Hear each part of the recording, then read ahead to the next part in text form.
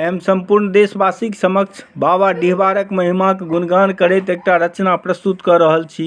हमर निवेदन जे ई रचनाके अवश्य सुनबैक और लाइक करबैक। जय बाबा। यौ जय बाबा डिहबार, जल्दी सुनियौ हमर पुकार। शरण में आयल छी, शरण में आयल छी, शरण में आयल छी। डीहक रक्षा अहाँ करै छी, अहीं डिहबार कहाबै छी, अहीं डिहबार कहाबै छी। हमरा सबहक रक्षा करै ले हमरा घर पर आबै छी, हमरा घर पर आबै छी।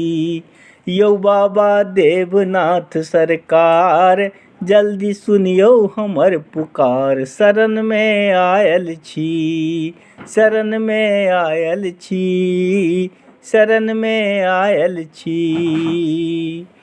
और देवता अहिंक संग में हुनको नाम के गाबी हम, हुनको नाम के गाबी हम। हमरा सबहक रक्षा करै छथि जखनै नाम पुकारी हम, जखनै नाम पुकारी हम। अहाँ के संग बाबा विश्वनाथ, अहाँ करियौ ने सनाथ। शरण में आयल छी, शरण में आयल छी। ओही ठाम बलान माता ओतै रक्तमाला, ओतै रक्तमाला।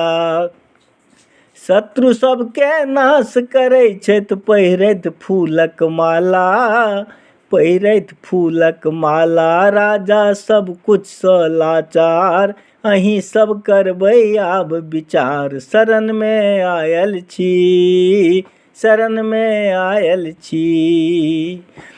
अहाँ के मंदिर में जाकऽ मन भऽ जाइए खुश, मन भऽ जाइए खुश। अहीं के गुणगान करै छी, हम नहीं बाजी झूठ, हम नहीं बाजी झूठ। बाबा सब गलती करबै माफ, हमर हृदय अछि बिल्कुल साफ। शरण में आयल छी, शरण में आयल छी।